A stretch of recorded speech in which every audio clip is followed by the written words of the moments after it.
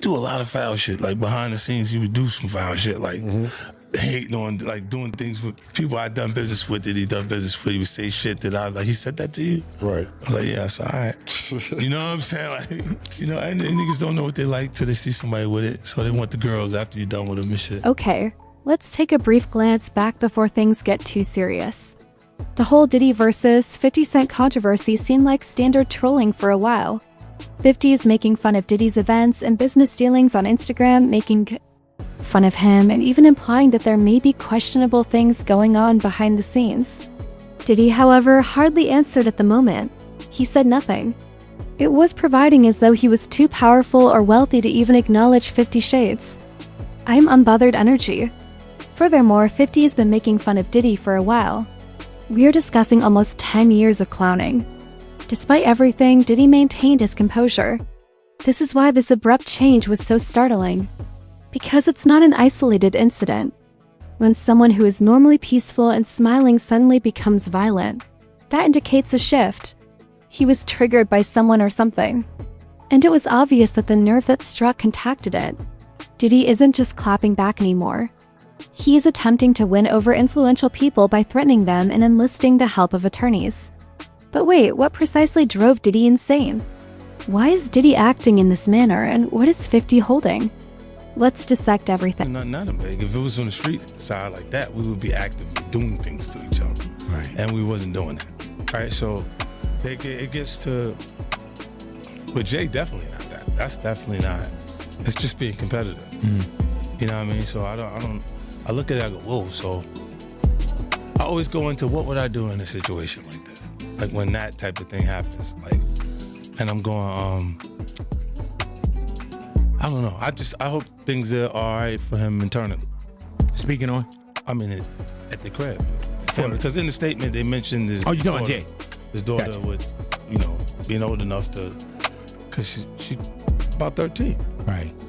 So it's the same age as his kid. Things became strange as soon as Diddy left that RICO lawsuit. Suddenly, an anonymous burner account sends a message to 50 Cent, who has been following Diddy's every action. Tell Curtis I'm not done yet, please. It might have initially appeared to be a fan attempting to spark conversation. However, this is when things start to go crazy. It had been months since anyone had used the account. No comments, no posts. Then, a few hours following the court's decision, that a single, concise sentence that isn't a meme or a general tirade. It was straightforward and intimate. And it doesn't get any worse. According to insiders, the account is associated with a close friend of Diddy's and has previously been used for covert clapbacks and espionage. It was not merely a bored troll browsing Instagram then, seemed to have been prearranged. I understand. Your thoughts now, wouldn't that be just a handful? A random internet troll? That's the simple reason for why everything comes to the same conclusion, yes. Diddy was that person, not Diddy, the tycoon. Not the party animal Diddy. Diddy is seeking retribution after narrowly escaping significant criminal accusations. You may believe that Diddy simply decided to come for 50 after waking up. Oh no, for years this steak has been marinating. Last week was not when the conflict began. Diddy has been wearing 50 since the year 2000. Continuous shots have been streaming in. Do you recall when he shared that old photo of Diddy on a jet ski with his security guard? You know there isn't any seat on that bike, right? He wrote as the caption, openly mocking Diddy's motivations. Nor was it the only occasion. You can call him Diddy Fluffy, Brother Love, Tough, or whatever else you choose. But it was more than just a case of name-calling. There is more going on. Outside of those mansion walls and elite events, as evidenced by the fact that 50 asked Diddy's orientation publicly on The Breakfast Club several times. The problem is that they weren't merely amusing taunts. 50 was sowing seeds and gradually revealing the idea, whereas Diddy had a lot to conceal. More than laughter was what he sought. He aimed to provoke thought. And that's precisely what took place. Diddy remained silent. He ignored it. Kept silent. However, that quiet was simply anxiety growing behind the scenes. These punches, however, were only appetizers. The upcoming documentary 50 is working on a full-length documentary titled Did He Do It? At its core, things start to get serious. One person who was always anti-Diddy and was always speaking about Diddy as a problematic person was 50 Cent. And it turns out that it's just been announced that he's created a docu-series on Netflix. I can't wait to see this. This YouTube video isn't your typical one. 50 is offering actual receipts, text messages, testimony, and chronological evidence that wasn't even revealed in court, among other things that the public hasn't seen previously. Appears to be a comprehensive investigative takedown. It's not. Just focused on Cassie's case, he acknowledged to Variety. He transports us back several decades, discussing everything from the notorious freak-off concerts to accusations of extortion over Diddy's alleged use of deceit and terror to maintain the untouchability of his business. Diddy is likewise unfazed by internet rumors, even though they can harm his reputation. You might be asking yourself, come on, how serious could it be? Okay, think about this. One of Diddy's previous assistants testified that Diddy had said pulling a gun is preferable to arguing back and forth. And he said 50 Cent just before he said it. It's serious. That person is demonstrating the lengths they would go to in order to maintain their position of authority. The picture is getting clearer now. He's been gradually exposed for years, starting in the 1950s. Diddy held on to his rage. The doc now finally, he's responding, looming not with words, but with threats, power plays, and burner accounts.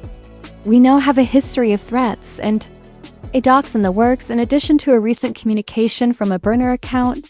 But wait, let's discuss the one witness who provided unambiguous confirmation. From a former Diddy employee may help nail him on a RICO charge. Capricorn Clark, who worked for Combs between 2012 and 2020 in various capacities, testified as a government witness today. She told the court that there was one day where Combs banged on her apartment door with a gun in his hand and demanded that she come with him because we are going to kill Kid Cudi. She later testified that Combs also told her not to talk to police. Now picture this. Renowned businessman Capricorn Clark enters an elevator with Chris Lighty and Diddy. A typical day, isn't it? Not even close. Diddy is obviously upset. It's not related to music or business. He is upset with 50 Cent. There is a great deal of stress. Then Diddy says it out of the blue. The back and forth irritates me. I enjoy firearms. Take a moment to consider that. This isn't a disagreement in the studio. It's not a tweet. This place is closed. Only 3 individuals. Diddy then determines that it is time to discuss firearms. Not in a lighthearted or hypothetical way, but in reaction to 50 Cent's typical trolling. Imagine yourself in that elevator, everyone. The quiet, the tension, the chilly air, and this man discussing firearms informally as though it were part of his brunch schedule. Here's the issue, though. Diddy's comments didn't simply startle Capricorn Clark. He was carrying a gun, she confirmed. That's higher level, and it wasn't just idle chatter. This is what she said throughout her court testimony. She was sworn. And this makes it heavier. It goes beyond industry rumors as a result. Diddy's mental state is a major factor in the seriousness of the charge. We now have a real situation, an elevator, a loaded weapon, and a loaded comment. And this is due to the trolling of 50 Cent. Diddy has been suppressing that kind of rage for years. Just think of all the things that never made it to the courtroom if this is what transpired behind closed doors. It wasn't just talk either. Diddy was allegedly carrying a weapon on that specific day, according to Capricorn. Consider the other things 50 is aware of that were not discussed in court. Okay, let's get started on today.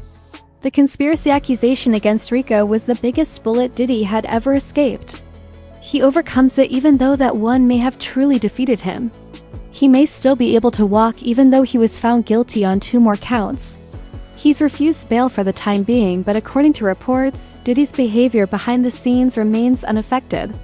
He is acting as if he already knows how everything will turn out. He has the right people around him, including the lawyers and contacts he needs. He most likely feels safe enough to threaten as a result. He responds, "Yeah, I'm in jail now.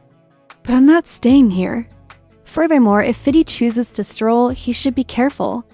This is a man who has experienced more than mere fame, strength. He has always been wealthy, always had access, and it's likely the access is what's keeping him composed at the moment. He doesn't behave like a distressed man. He behaves as though he's a man planning his next move. This makes it feel different. Diddy is no longer the only one who defends his reputation. If necessary, Diddy would use force to defend everything he has created. Moreover, the topic is no longer limited to jokes from the 1950s. Everything could burn down because of what's on that dock. Be exposed. I mean, when I walk in, I definitely take pride in being the originator of the preparation of the sex. Little things that I personally like. A lot of ladies, they just, so you have, if you don't have what they need, they're gonna leave. Right. Gotta keep them there. Right. You need locks on the doors.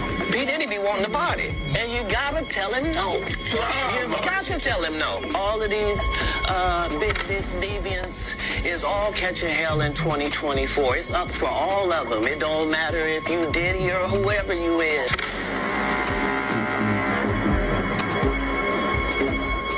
Let's discuss this leaked video. It is purportedly from 50 Cent's upcoming documentary and features a clip from one of Diddy's notorious house parties. This isn't your typical red carpet scenario either. The individuals in the video appear to be performing a ritual as they wander around donning masks and animal antlers. The entire ambience looks odd and off, like some sort of exclusive eyes wide shut conference. With the low music and dim lighting, yes, I am aware of it. Even celebrities who have attended these events. You guys, this is about more than champagne. And DJs, the gatherings have always been enigmatic. Some laugh and dismiss them. Others claim to have witnessed unrepeatable events. However, now that 50 is showing off this video at the dock, things are beginning to make sense. He does more than just play video games online, not anymore. He has photographic evidence. He is drawing attention to a topic that has been discussed for years. This video is a teaser as well. Consider what 50 more are hiding if this is only a modest example. It tells it all if Diddy is acting so hostilely before the entire document is released. There's more, but it's probably worse. Let's be actual. Diddy doesn't frighten 50 Cent, it has never been. He continues to make jokes, attend basketball games, and make memes as if nothing had happened. However, it feels different this time. Diddy has stopped laughing. Insiders with knowledge of both sides have revealed that Diddy has been threatening people,